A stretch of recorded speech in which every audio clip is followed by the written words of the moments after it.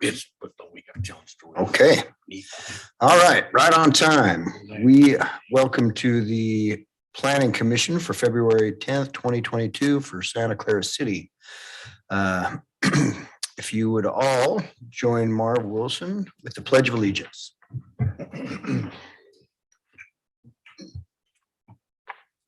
I pledge allegiance to the flag of the United States of America and to the republic for which it stands, one nation, under God, indivisible, with liberty and justice for all.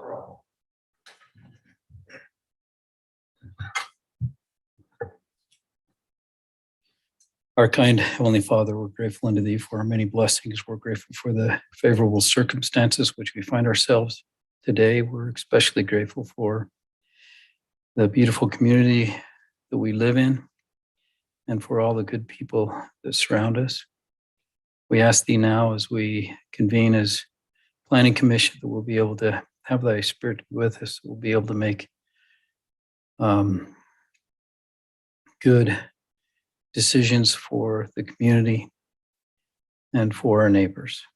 And we ask Thee that Thou wouldst continue to bless this area and Santa Clara City. We ask a blessing that Thou wouldst send moisture our ways. We're in a drought. We'll be able to feel relief from that. And we say these things, Father, in the name of Thy Son, Jesus Christ. Amen. Amen. Thank you, Marv. All right. Thank you, staff, for putting this together today. Welcome, citizens. I would start this off today with if there's any communication from the general citizenry on anything that is not on the agenda. Nothing. All right. Let's just get straight to that working agenda in the public hearing. Thank you, Chair Weston and Planning Commission members. It's great to be here tonight. I was outside this afternoon for about an hour on a site visit. What a beautiful day. I think it was pushing 70 degrees, so it feels more like early April to me rather than February. So this is terrific. As you know, we've been working on a water efficient landscaping and conservation ordinance for several months. And we formed a committee back in November after the Washington County Water Conservancy District forwarded a draft of their model ordinance to us, as well as other communities in Washington County. Prior to that, it's my understanding that they had been working in some capacity with cities as well as at the Conservancy District on something for more than a year. So we were waiting for that model ordinance to come to us. We also came to you in November during a work session item, and we talked just in the conference room down here around the corner on the main floor. We then came to you on December 9th and had a discussion, and then our most recent discussion where we invited the Home Builders Association and Stacy Young commented as far as their perspective on the ordinance. That was January 13th. But we have been working on it for a bit of time. The council and the mayor have been involved. There was a water summit in November that they were invited to go to. And the mayor sits on a committee where he's getting updates on a weekly or every other week basis. So it is right at the top of everybody's radar right now. And all the communities are being asked to adopt an ordinance, not exactly the model ordinance. It's understood that each community is going to make some tweaks to it and make it work for their community rather than a one size fits all approach countywide. And the Conservancy District is aware of that as well. So on February 2nd, we had a work meeting with the council and Mari and Tracy from the Southern Utah Home Builders Association, and they were involved in the discussion as well. And so there were some comments that were shared, and I want to bring the draft up, that were shared a week ago yesterday on the, let's scroll down just a little bit to keep going. One more page. Scroll down just a little bit. We'll go right there. We'll start right there. So we sent you the most recent draft that I had last week on Thursday when the packet went out. we had a meeting last Wednesday night with council where a couple council members and the mayor had a few questions that they wanted to be addressed. And so that was sent. We actually received some emails last Friday afternoon. Matt Ents answered some of those questions, and those are highlighted in yellow. I'm going to go through those in a moment, and I'm going to show you where the updates have occurred. These in blue are some minor adjustments that we were just given by the council last night that Matt was making the changes on the fly because we had a second discussion. We had an agenda with not a lot of items, so the council decided, let's bring it back. Let's talk about it as a group, and let's see if we're ready to go. And I let them know the public hearing's occurring tonight, but they did have a few more comments, and I got these updates today, and we're sharing them with you now. And so you can see right here in section 1792.010, we added including fruit trees. There was a concern from a couple council members that they're not allowing fruit trees based on, what's in the meat and potatoes of the ordinance. People are going to plant fruit trees. They should be allowed to have a fruit tree if they would like to have one. Let's scroll down to the next item. We get into our definitions. And so these are the definitions. We've not made many changes to these. These have come straight from the Water Conservancy District. Let's keep scrolling down. Right here, a change was made. And that was made previously. It's just grammatical, 12 feet or 12 inches. Let's go down to the next.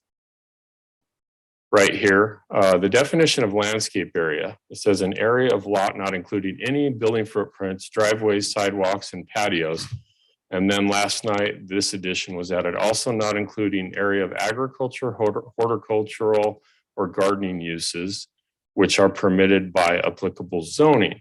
So we wanted to be specific there because we don't feel that someone's individual garden should go against the percentage that they're allowed to have. And so they should be able to have a garden. Someone might have a couple garden boxes. We have another provision for people that have larger lots where they have to use irrigation water because a lot of these homes or lots in our community that are half acre or larger have irrigation rights. So let's scroll down. Keep going.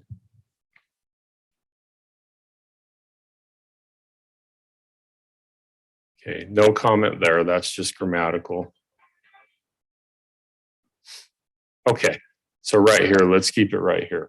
So based on the discussion that occurred last week with the council and the Home Builders Association, we had both Mari, the president, and Tracy, their legal counsel, who came to our meeting last month. They said that the standard has been changed to 0.05 rather than 0.06. And so that makes it a little tighter. It says without first displacing more than 0.6 gallons of system water. Now it's 0.5 gallons of system water. So we can talk about that if there's some questions after we get through all of these, but that's an adjustment. And then right here, the highlight, it says landscape standards. It said for all new residential construction, they asked to have the word new removed. It just says for all residential construction and development, which is subject to this section, except where landscaping will be irrigated solely with, go ahead, a private non-municipal water source. Landscaping must meet the following requirements. So they wanted to make that clarification because what we've done here is the draft or model ordinance that we got from the Conservancy District. They had single family, then they had multifamily up to a certain number of units, and then they had multifamily on its own and commercial on its own. It's been decided that it would be best to format this in a way where we have single family and then we have multifamily residential and non-residential. So the multifamily and non-residential, projects like Desert Village, Heritage, and others, they're in that same category and they're subject to the same requirements. So this item number 1 here, this came up just last week when the Home Builders Association came before us. And we had that sliding scale that we've talked about. We talked about this at the last meeting. We were going to go with 20% total of the lot square footage and a lawn area of 10%. It came back after a series of meetings, and there's meetings going on with different mayors, different city managers, and others, as well as the Home Builders Association to get something in place because of the concerns with water in the county. It came back that the more acceptable percentage is 16% of the lot square footage, and the lawn area not exceeding 8% of the lot square footage. And then our cap, instead of 5,000, it's 2,500 square feet of lawn area. So that's front and back. So if you had an R110 lot, you get 1,600 square feet of irrigated landscape area, and then 800 square feet of lawn. You could put it in the front or the back, or half in the front, half in the back, and a cap of 2,500 square feet. Now, just last week, there was a meeting with St. George, and their mayor spoke to this, and they're capping and limiting it to 1,500 square feet. Ours is a little bit larger than that. The goal here is acre feet. And so right now, the norm for us or the county or this portion of the state is 0.89 acre feet per home. And in Santa Clara, we're at 0.86 acre feet. With the adoption of this ordinance, the goal is to get to 0.78 acre feet. And then there's kind of a trial period of a couple years. And if we meet those goals, we can perhaps get to the ultimate goal, and I don't know if it will happen or not, of 0.55 acre feet per residence. Now, communities up north that are part of the Jordan Valley Water Conservancy District, you might have heard of a, trying to remember the name of Olympia Hills. Up north, a lot's been written in the paper about that, all the controversy it caused between Salt Lake County and Harriman City. Harriman has decided to annex it, but the water will be provided from Jordan Valley because of the number of units, but they have to be at 0.55. All of the units there, because of that goal, has been met in that community. They have to be at 0.55 acre feet per unit. So that's the ultimate goal. I don't know if we're going to get there, but that's what's being asked here. The Home Builders Association was good with it. Another thing they brought up is we had slopes that not exceed 15%. They thought that was a little bit too stringent and liked the 20%. The council was fine with the 20%. I mean, that's not a huge slope. You can do some landscaping on that, but not the 30% or greater, which was previously discussed. And then this was added last night because of the concern. If someone has a garden and they just have a huge garden because they have an acre lot or a larger lot, this provision was added. Any lot in any zone which is larger than 1/2 acre must use secondary irrigation to irrigate any agricultural, horticultural, or gardening uses which are permitted in the applicable zone.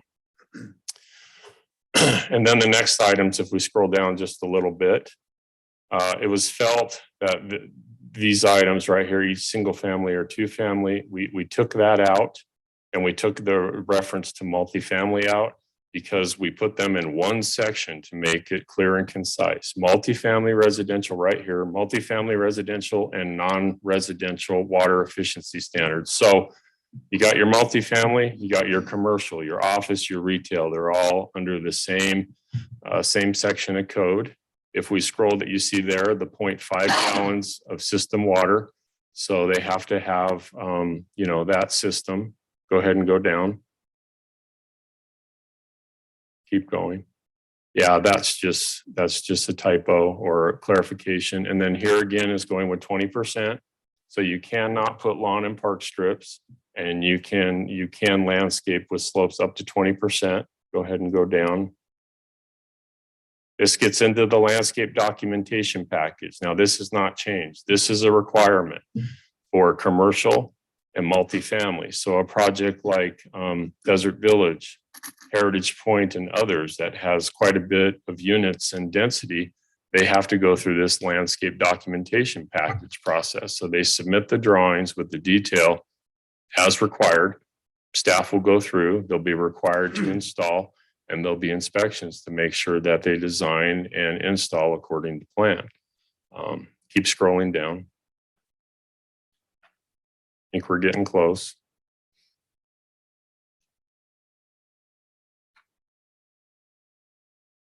Okay, so we've added here landscape and irrigation design and operation standards. Scroll down.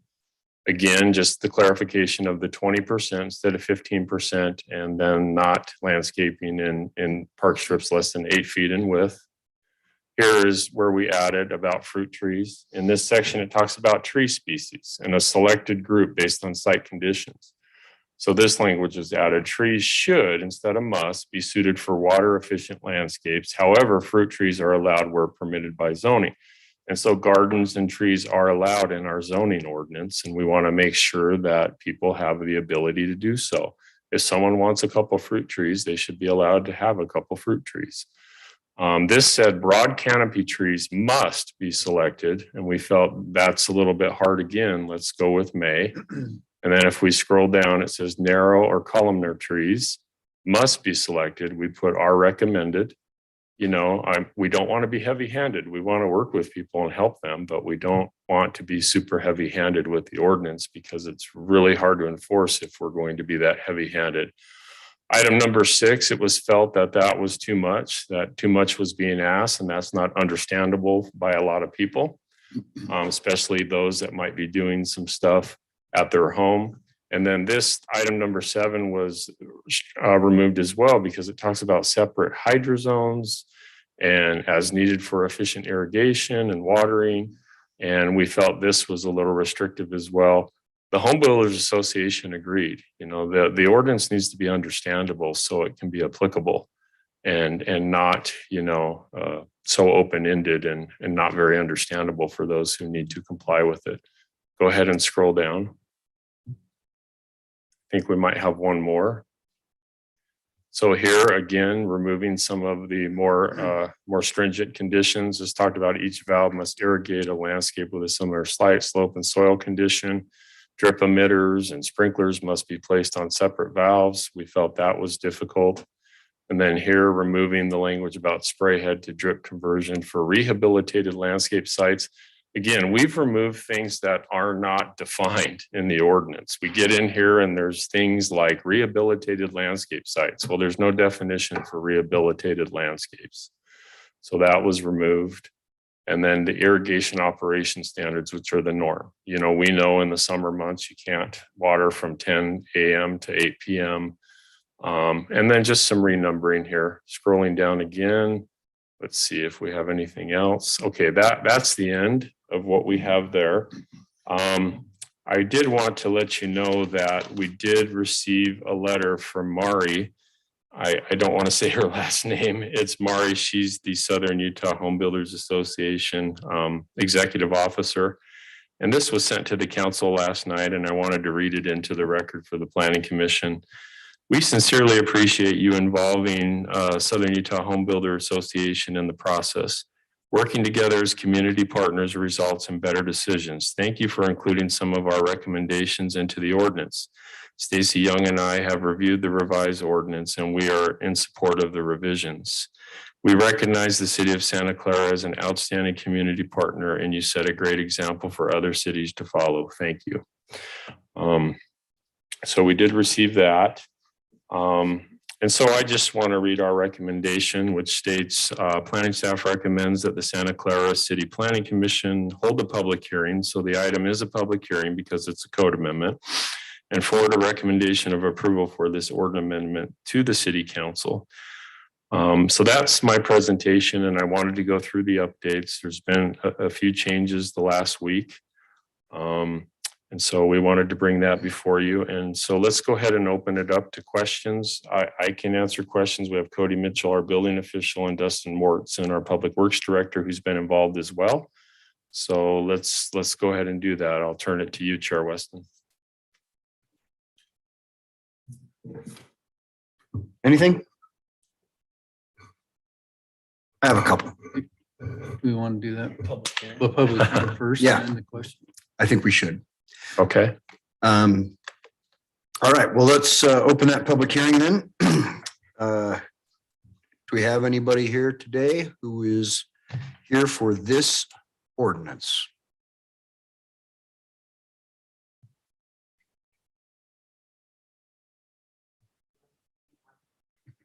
You've never been here before, but you need to state your name and address. Jeremy Call. Oh, okay. I live on Rachel Drive.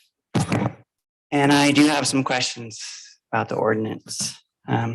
First one is, how is the 16% of irrigated area determined? How is that calculated? Does anyone have an answer? Well, why don't you ask all your questions? and Okay. we'll respond. It's tough to like ask a question and then not get a response, and then just, not be able to ask additional questions. So that's a tough thing to do. So it's very difficult to understand how that is done. I have a little drawing here that shows, if you were to take a 5,000 square foot lot and take 16% of that, that would be that one square there that you could irrigate if it's just determined by the size of where you have plants, I mean, if you have a plant here and a plant here and a plant here and a plant here, does that cover your whole lot?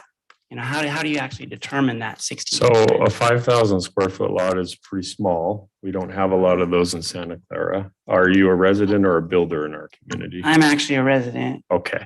So our most typical zone is R110. That's a 10,000 square foot lot. Mm-hmm. So we would take, and this is for new construction. This is for new homes. So if someone's looking to build a new single family home in our community, they would have to follow the regulations. 16% of 10,000 square feet is 1,600 square feet. And so that could be your overall landscape area. And that includes the areas, the plants and bushes and trees that you drip. So you're just counting the radius, of that area that you're dripping at the base, because most of the folks in our community and others are using the drought tolerant, desert scape with the rock and the lava and other things that are hardscape, not watered.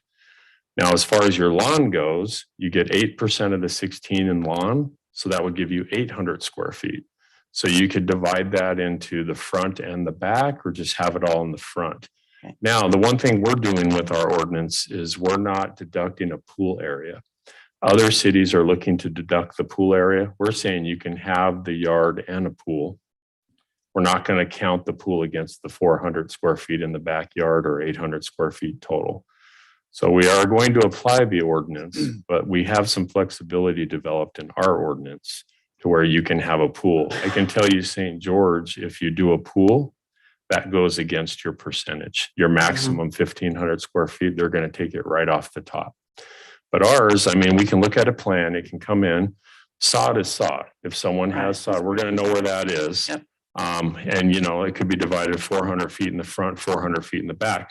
But then we're going to look at calculating those landscape areas, those areas that are clustered, that have direct drips and are watered. And definitely we'd look at that radius, and that would be the square footage for that plant. And then we could go to the next section and so on.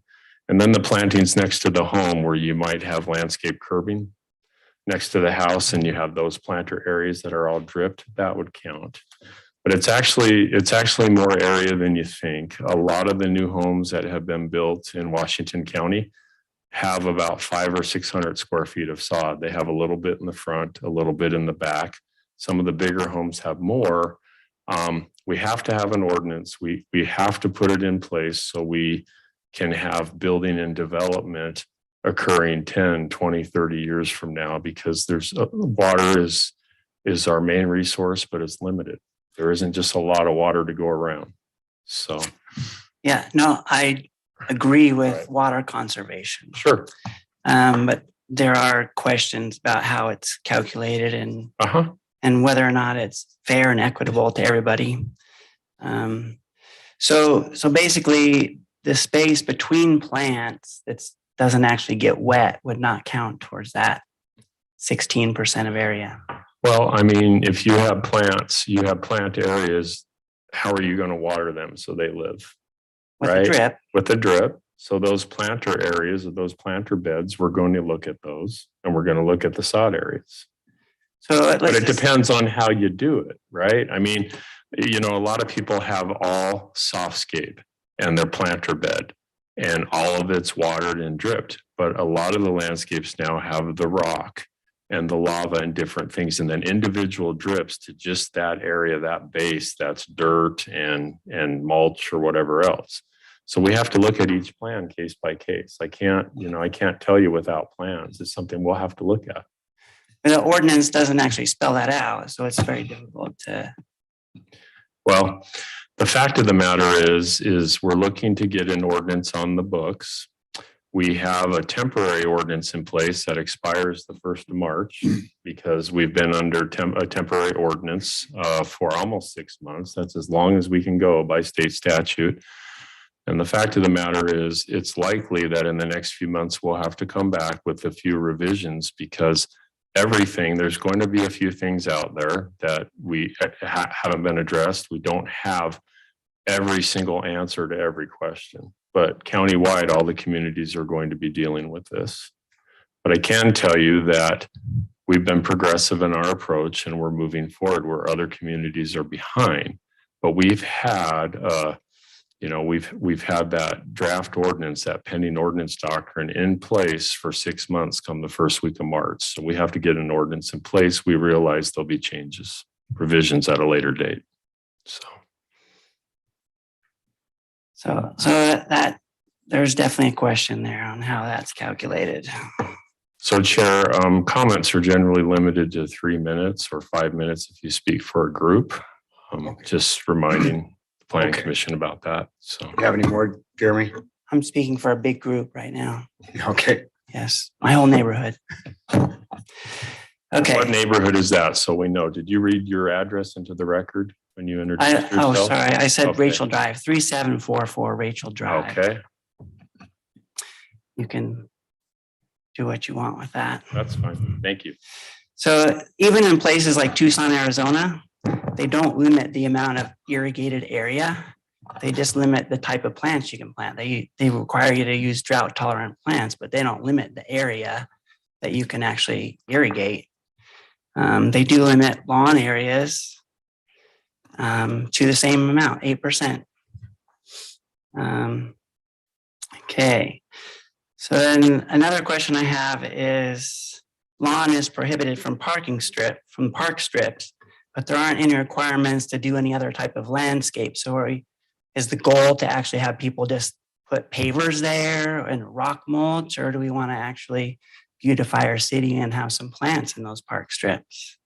What's been discussed is beautifying. People can do bushes and other drought tolerant plantings, including trees, and drip them rather than just having sod that we water over and over and mow in park strips. Now, for existing residents, it's not anything retroactive where people have to go and pull their sod out and remove all their landscaping. Those landscapes are in place, but the ordinance encourages them to change to a more drought tolerant, lower water use landscaping over time if they choose to do so for existing residents that live in existing homes. Again, it's not heavy handed.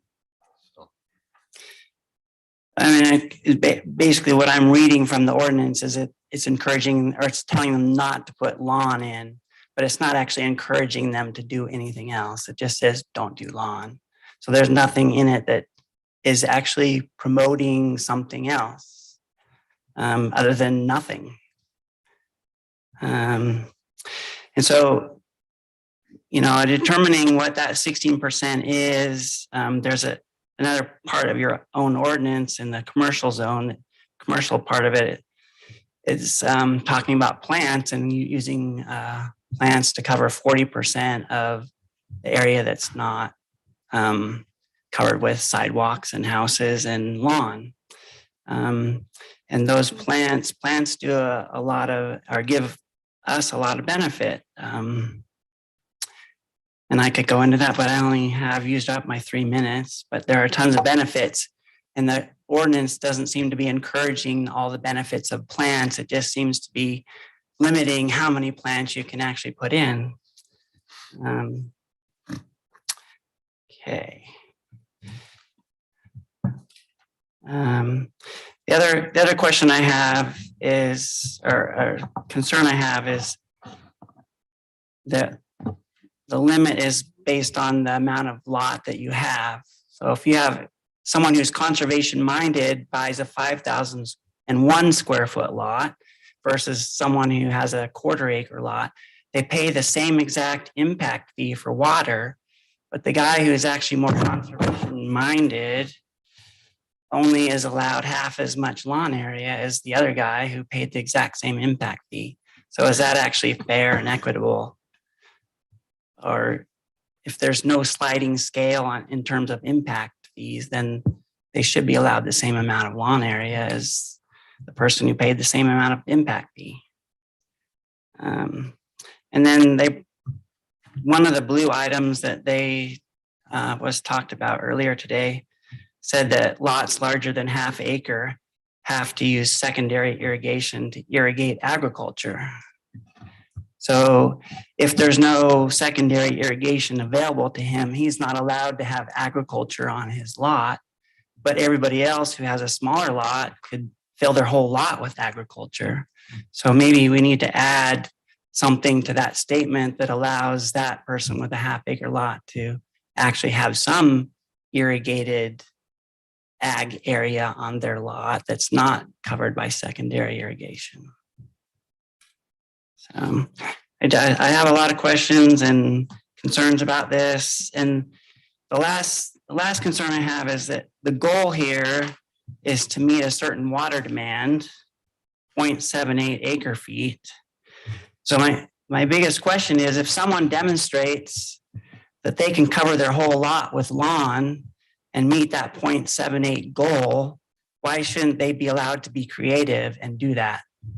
Why are we limiting them to this really, like, it's just very confined ordinance of 16% and 8%? Why aren't we allowing people to be creative and use sod that doesn't use as much water and have more lawn, if that's what they would like to do so, if they can demonstrate that they meet that goal of 0.78 or even 0.55 in the future?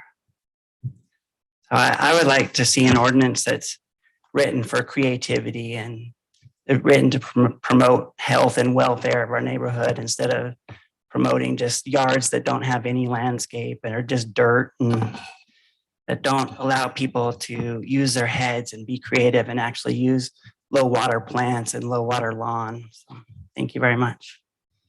Thanks, Jeremy.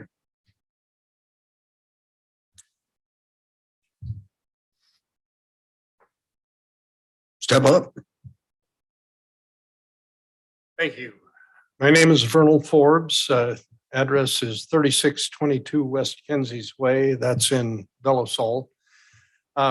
Just curious why pools were eliminated from the allotment.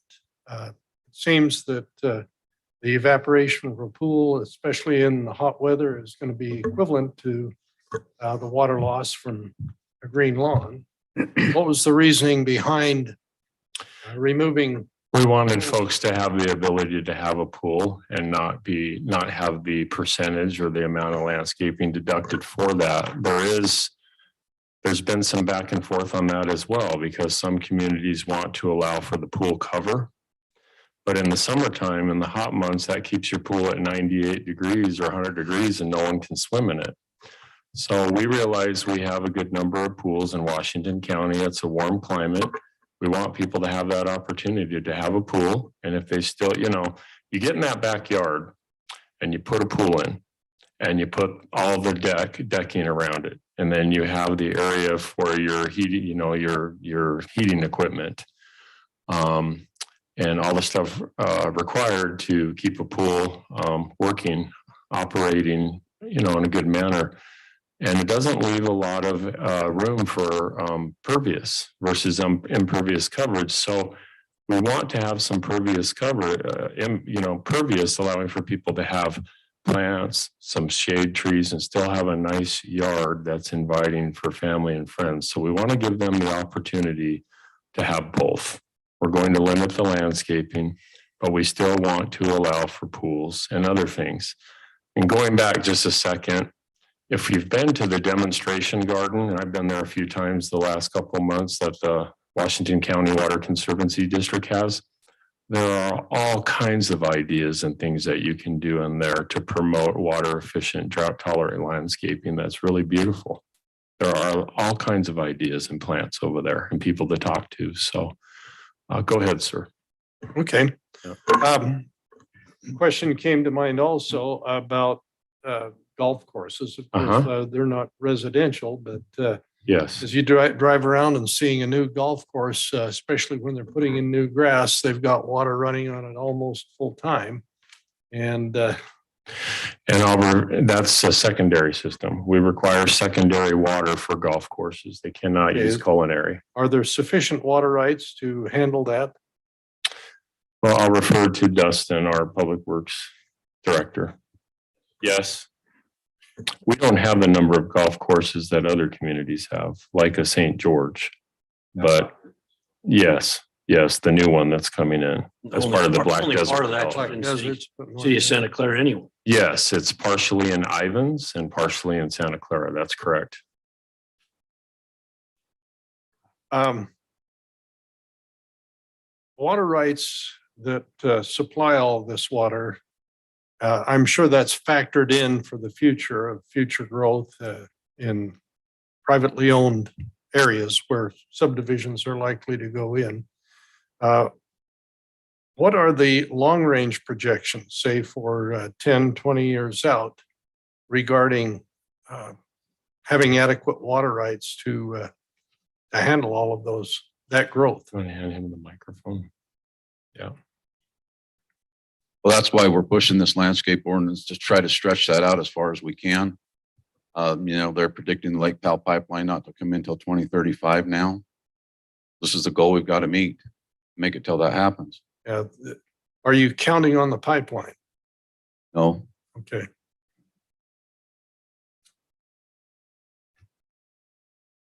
Okay, well, thank you. That's Thank you for your comments. questions. Thank you.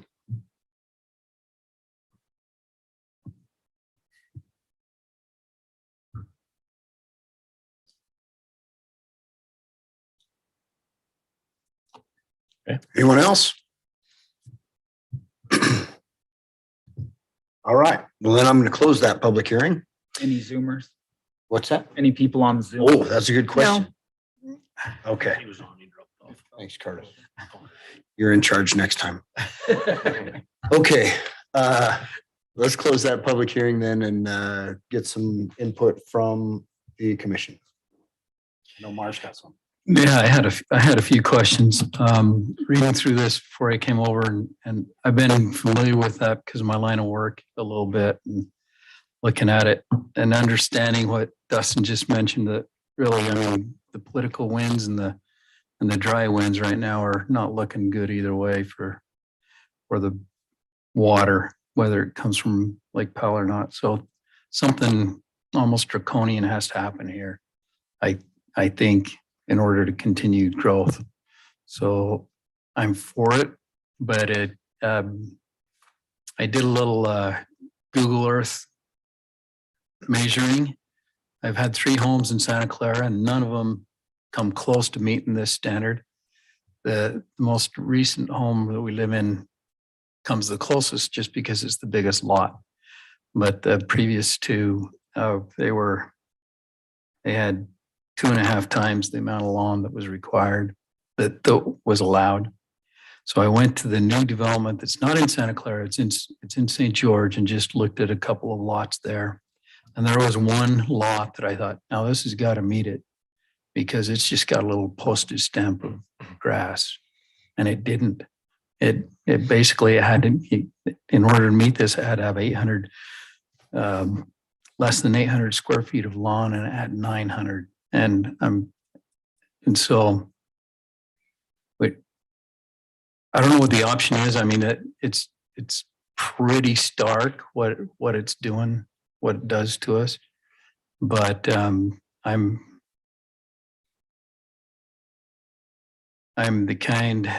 sort of sitting on the fence in that on the one side, I see that we've got to do something. On the other side, I hate to see that we're coming down and with this kind of, I don't want to say draconian, but really pretty heavy cuts. Frankly, I think it's got to happen that way, either way. I had a couple of questions and they were, Jeremy basically asked them, but I want to just clarify 2 of them. And I think Jeremy was talking about the landscape area, and I was thinking about all the the homes I owned, and you got a bush here, and over here, 10 feet over here, you got another bush. Clear over here, you have another bush, and they're all scraggly looking, ugly ornamental things that live in the desert. From what you explained is we're going to be looking at maybe a foot diameter for that drip. Depending on where they plant it and how they cluster and how they Yeah. do it. So, And so that answered that. How about a tree that grows up and the canopy gets out there? What you'd like to have, but it only has one drip. yeah, we're Same just base. going to count the base, the area on the ground, the base around the tree. And then the garden Mhm. rule is that anything in a garden for food or ornamental doesn't count against the. Yes. Yeah, we're going to allow people to have gardens in place. So is ornamental part of that, or is it just food stuff? Well, we talked about both last night Uh-huh. because it is not limiting to just food. It can be ornamental as well because it talks about agriculture, a garden, horticulture. We know people grow other things. The concern is when you get to a bigger lot size in our RA zone where we have half acre minimums, but we also know people have acre lots. Yeah. We want to make sure, and it's our understanding that a lot of those bigger lot areas like Roan and some of the others have access to irrigation. You know, they can use irrigation. They have irrigation rights and they can use that water on their garden. One thing, I think stating it in the ordinance such that anything larger than half an acre needs Mhm. to be secondary water makes sense, just because any lot that's over half an acre is going to be in the areas that have that. But Right, it doesn't. right. I don't know if you have to actually stipulate that, because maybe somebody up in the heights away from any secondary system is going to buy up a whole bunch of land and try to do something over half an Yeah. acre, but it wouldn't be covered here. And really tonight, Commissioner Wilson, it's really the Planning Commission, you know, their choice to make a recommendation. And by doing that, you can add some wording or add some things you'd like to see for the council to consider if you have some concerns with some of the wording. So. Well, Those were my questions. it's interesting that comments. Jeremy would ask some of the things he asked. I think one of the points he brought up is we have no way for somebody to gain points for doing the things right Right. to another level. That's an aspect I hadn't even thought of until Jeremy brought it up. Mhm. I'd like to know what sod he's going to use to Well, take. there's there's stuff out there. I mean, they sell it. I mean, Yeah. you see it sold, but I understand it as a fescue. You Yeah. know, it's a fescue that grows high and kind of Yeah. clumpy. It's not Yeah. like Kentucky blue or it's not- Bermuda grass that it's not you beautiful cut. for sure. But, No, I mean, I understand it, but Yeah. I mean, I like the idea of that. I hear that. But maybe Right. that's something that we need to study. We've got to put an ordinance in place. sure. But maybe that's something we need to, we have the bonus density. I mean, if there's certain aesthetics that are met within a project like that, they can go to 12 and different things. Maybe there's some bonus points that can be given for a plan that provides for those things. I like that Right. aspect. Okay. The other thing is, having the background in the commercial development stuff that I've been involved with, one of the things that I recently read was the water savers thing, because we've been looking at developing a car wash on a piece of land that we're involved with. Mhm. And it's 40 gallons per car. That's the national average for water saver.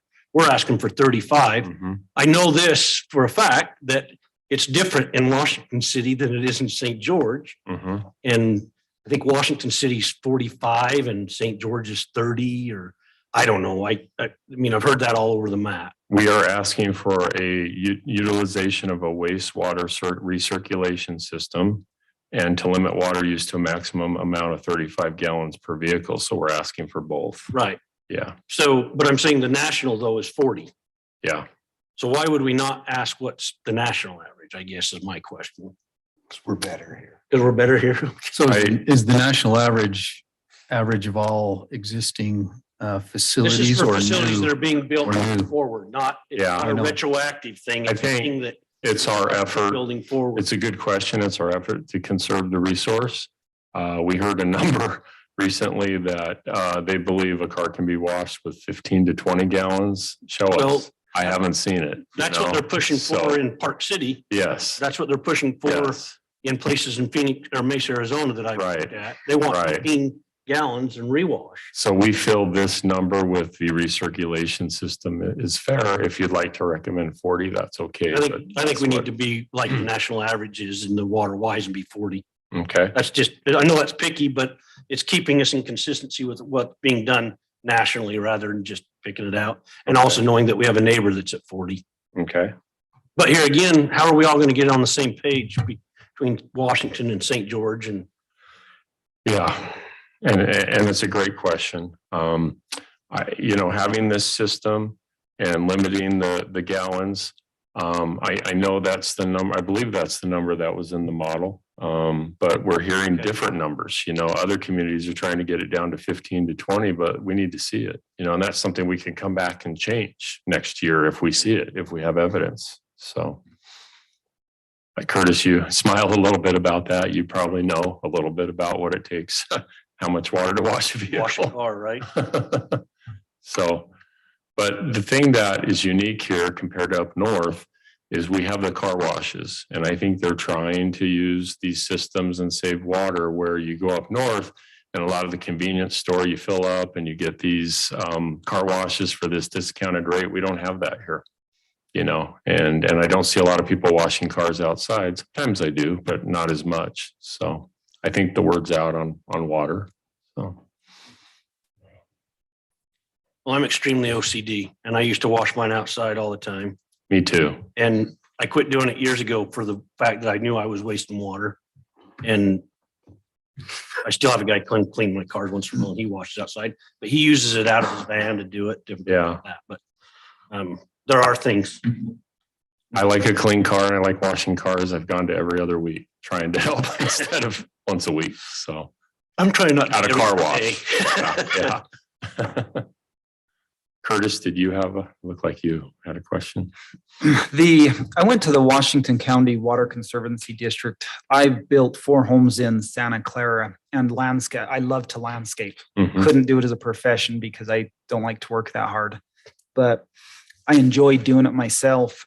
And so when I saw the provision in here that you basically have to hire a professional prior to getting your plans approved, it needs to be engineered and you need to have I don't remember where that was at. And so I went to the Washington County Water Conservancy District and there says, consider hiring a qualified professional. But ours basically takes out the guy like me. Is that their existing ordinance that's in place? Correct. Or because the model language, this language is taken from their model ordinance. So they will be changing it. Yes, and so what we've done is we haven't exactly required that for single family home. If someone builds a single family home and does it, if they have a professional or someone they know, we can work with them on that. But when we get into multifamily and commercial, because of their requirement for the landscape documentation package, it does require a licensed professional or someone that's got that experience to meet the requirements. And so that's later on in the ordinance under 1792-040, multifamily residential and non-residential water efficiency. So, but for a single family home, we wouldn't necessarily require that. So.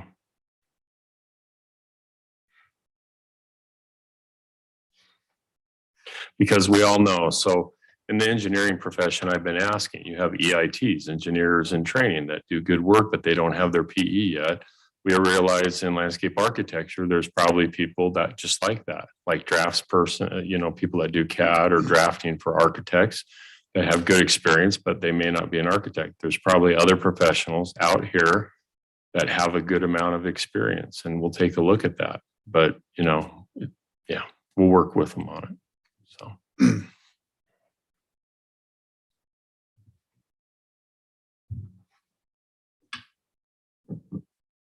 Cody, my question's for Cody Mitchell. Excuse me. Are you going to have something in the construction packet for people that spells all this out for them? Because in my experience, I've had a little bit of time in construction. Builders are slow learners. And how are you going to get this out to the public? Well, it's already there. If you've done anything recent, it currently asks for a landscape design. But more to maybe what you're looking for is a design on your potable water, addressing that recirculating pump. Mhm. We will do a more thorough review. And if you're trying to eliminate not installing that, then you would have to provide evidence that you're not exceeding those lanes and using more than that half gallon that's allocated for waste. So Okay. we'd put that, some of that back on you. And then of course, common sense and a table in the IECC, which is the energy code, will allow us to compute those numbers. Right. Okay. So there's somewhere in there in big highlighted letters, it tells them that they have to have a recirc pump, or Well, not yet. We haven't addressed that, but we as soon as we, started down the landscape trail. Once this is adopted, if it is adopted, there will be something in there. okay. Because once it's plumbed, and if it's not plumbed for that, it's a big fix. So, Exactly. Yeah, we recognize that, and there will be something that will draw your attention. to Yeah. Address that question. right. Okay. That was it for me. Ryan, I had a follow-up question for Jim. go ahead. We changed from 20 to 16 and 10 to 8.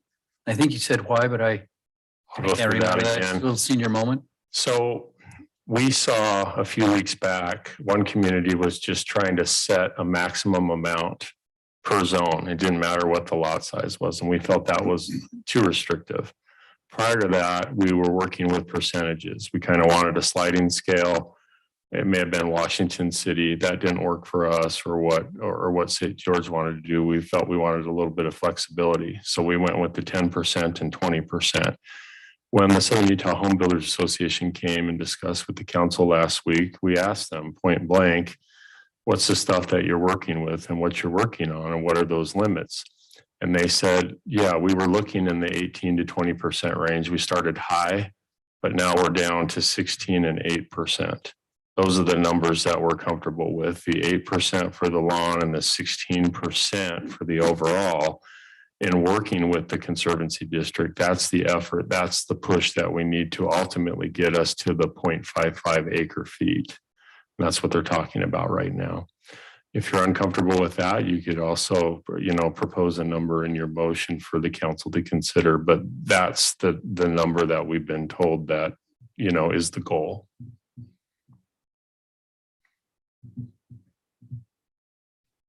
And it's not a lot. I understand. And I tell this story all the time. My wife and I are new to the area. We put offers in on 3 homes in Santa Clara. We were 0 for 3. That's a strikeout in baseball. So we found a nice home in St. George City that was built in 2021. And that's what I have, 800 or 900 square feet of lawn, some in the front, some in the back, rock retaining, the volcanic look, the xeriscape, the drips to the trees and bushes. It's beautiful. It doesn't take much time. I can do other things, but I have 800 to 900 square feet of lawn. My zoning is R110, but I have 3/4 of an acre because half of my lot is a hillside, right? So, but I have very minimal sod and it's awesome. So it's just kind of the way things are going. We like the low maintenance design that was put in by the builder. We really enjoy it. So. I think my house is compatible with the ordinance. Is Since it? I got rid of all my sod. I couldn't keep it alive. Oh, yeah. So some of the previous discussions that I was familiar with, and you mentioned this earlier about the pool, that if you had a cover on your pool, then you could eliminate it from the calculation. If you didn't, then you had to include it. And you've addressed that, but Yeah.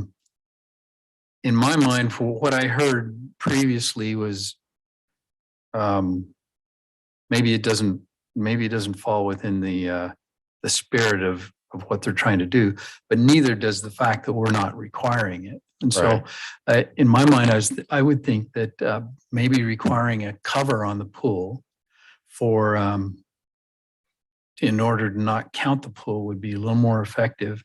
And you could leave it uncovered during the last part of June, July, and August, and then cover it back. That's when you're going to lose most of it anyways. Right. And that's a good question, Commissioner Wilson, and that's gone back and forth.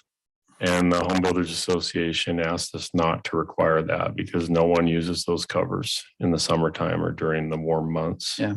They prefer it not be in there. So, I think you'd, even though those are the months with the highest evaporation, you'd still save about half the evaporation for the rest of the time. So I don't know if that's worth it or not. I'm not making that as a recommendation. It's just Can I tell you a story comment. with that?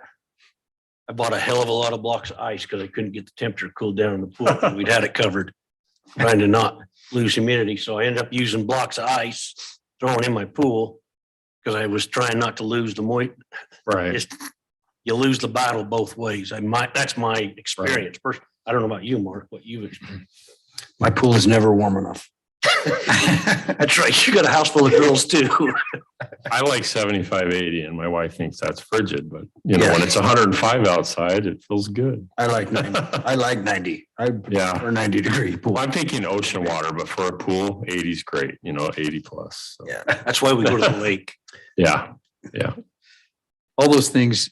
So do you have anything specifically in mind for a review? You want to get this ordinance in place. It's obviously not perfect. It's not going to match. There's going to be other ideas that come in. Yes. Do you have something already structured in place to have a review like in 3 months or 1 year? I think that's something we're going to talk about with the council. It's probably going to be 3 to 6 months. The council and mayor have been pretty involved with the Conservancy District. And it's something we'll talk about, and we'll need to have a review. It's certainly just not going to sit. We're all aware of that. So. Yeah. Is that something we could put on if we recommend a motion to proceed to city council? Could we put with something like that? Sure. All right. That'd be a great idea. Because I kind of feel, I understand the importance of getting this ASAP because the situation we find ourselves in, but you hate to have some, because there are some holes, obviously. Right. But if we have a review and anyway, that would alleviate some of my concerns. Yeah, I think I could see us bringing something back in 3 to 6 months. Whatever you're comfortable with. I think we all feel the same, that it's not exactly the way we want it, but Better than nothing. we have to start with something. Yeah. It's come a long way. It has come a long It still needs work, but it's come a long way, and I think it's superior to what other communities are looking at this point. And the people that have been involved. You Yes. you guys have gone to Spent a lot of time. extensive meetings, and it's Yeah. definitely Yeah. a lot of opinions.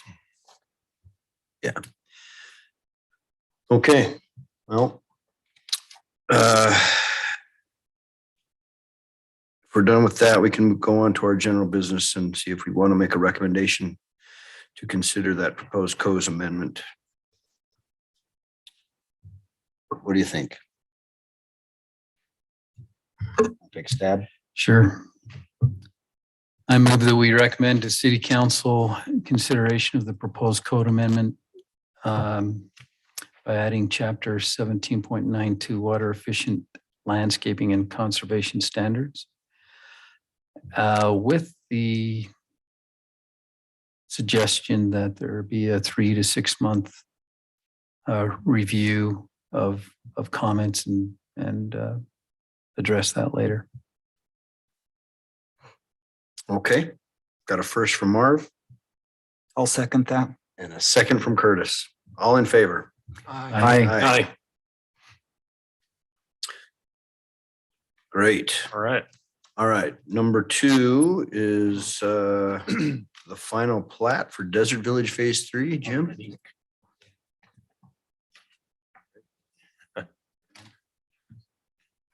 Thanks, Chair Weston. This is the final plat application, so I'm going to scroll up. If you scroll up just a little bit, or right there is perfectly fine.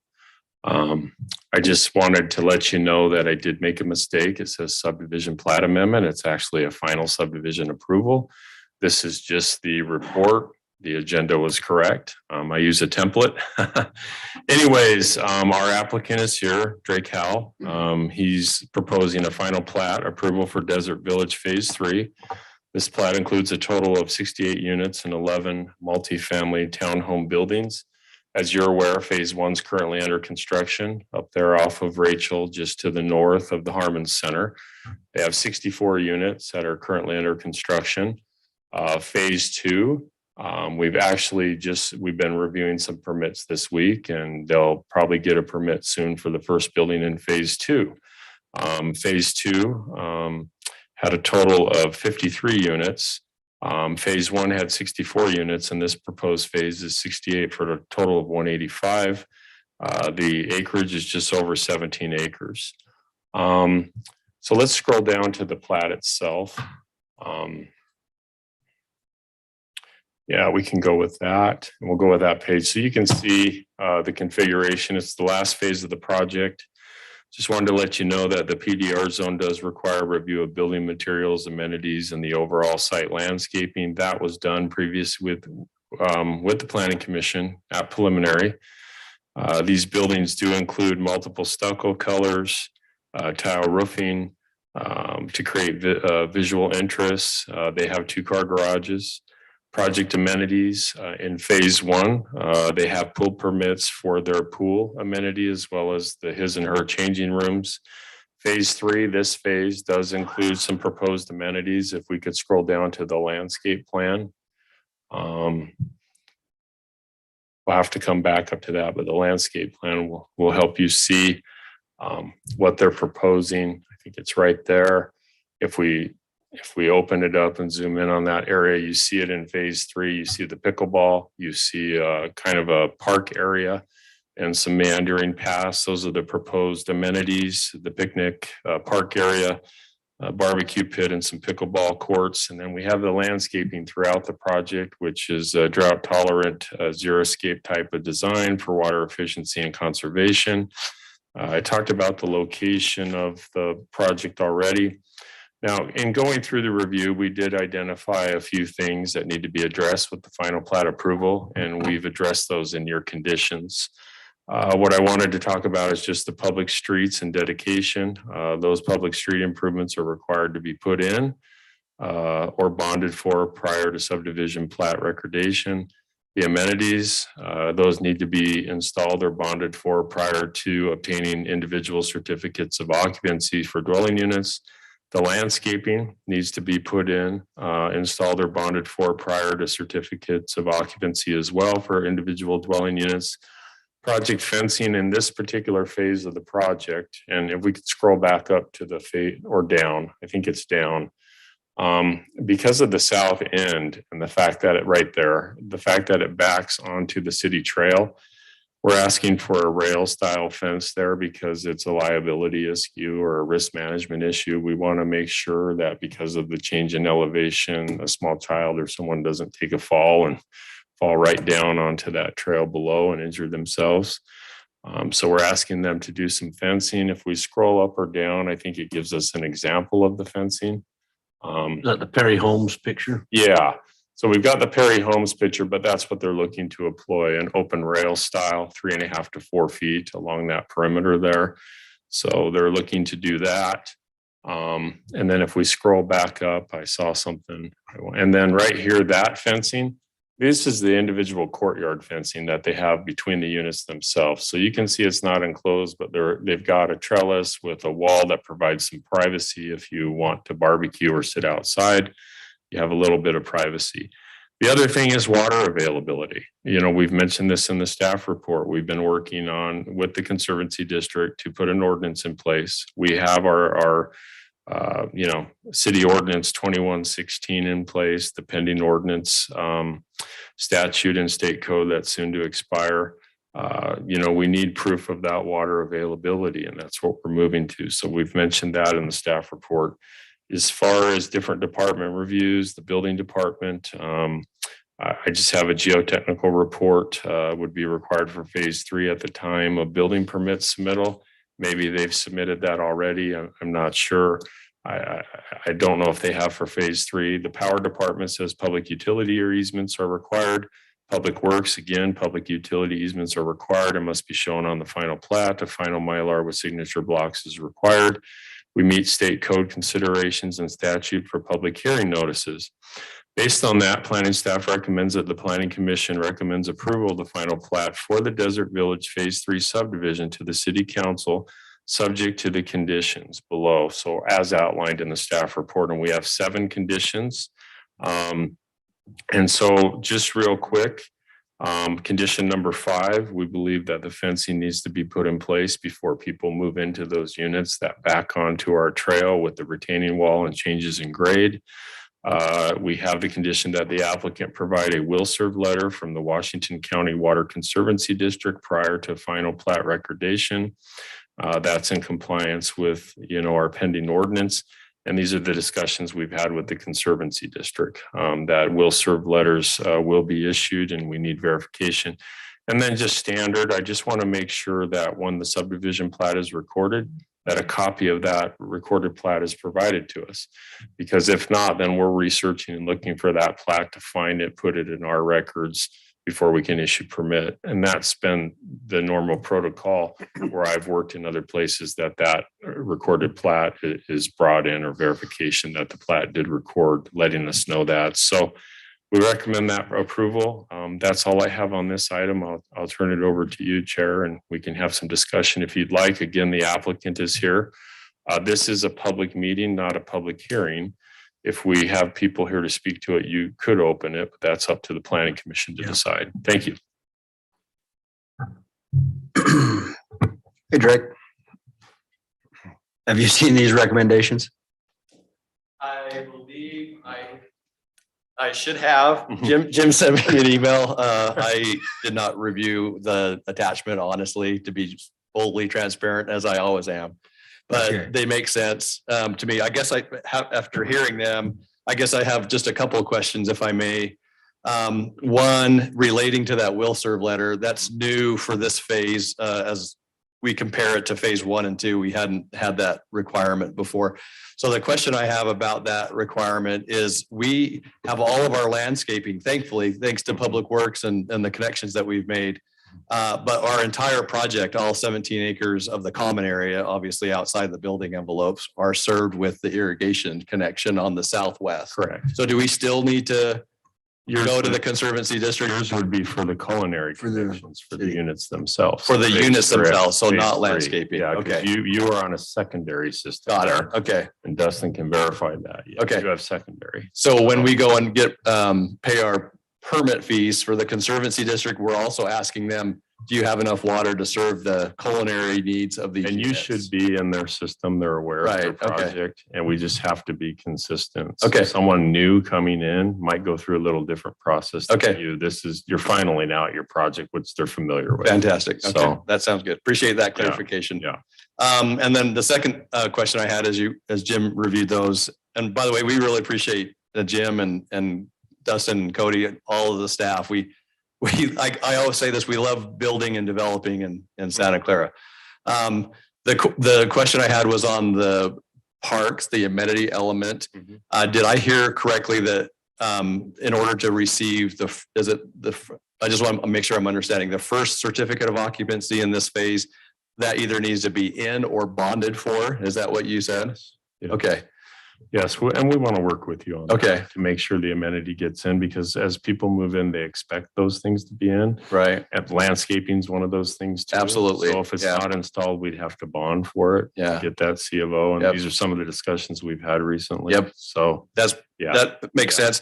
We always put our landscaping in before Yeah. we get C of O. That's not a question. I think my specific question would be if we could work together on the exact timing of when that amenity, when I say the amenity, not the landscaping, but like the pickleballs courts themselves Yes. and the playground and kind of the big picnic area, if we could work together on the exact timing. We certainly would start soon because we Right. feel like people need that, right? Well, I think it's really going to attract people to the project. 'Cause No they see question. the pool and the Yep. changing room, but when they see pickleball and some of the other stuff, Yeah. that will be exciting for them. No question. I think we're aligned there. I think it's just a matter about that specific timing. Like, does it have to be totally finished when we go to C of O unit 129 or, you Not know? necessarily. Okay. That's why we have the option to do bonding if we Okay. need to. Could just Okay. be a cash bond for a small amount just to guarantee, but we'll work with you. So. I'm happy to answer any questions you all may have. Thank you for letting me ask a couple questions. And sorry, I'm not prepared. No, Yeah. where were you A little coming busy. from? You just came. Richfield, I was Yeah, in he was, Richfield. We he have goes, a I think project I'll be going up there by quarter till. I said, okay, Yeah. we'll see you. Yeah, what you don't know, he's gone. So maybe I can say I actually slept Jeremy at 20 earlier today just to take a little longer with his recommendations so I could get here in time. That's funny. That's a joke for the record. Yeah, I just saw those and I know there's some things in there that if I saw them, I would want to ask questions too. So I asked if you had seen them. So, Thank you. okay. Glad you're clear. There are some new things and I'm appreciative of staff for doing those things and getting us consistent because, in all honesty, I've seen them in other communities too. Right. We've got to make sure that things are being provided for. And we're talking weekly in our TRCs and we have forms for the different staff members to fill out. And that's what we plug in to make sure we're consistent and we get what everybody needs. Great. So thanks. Okay.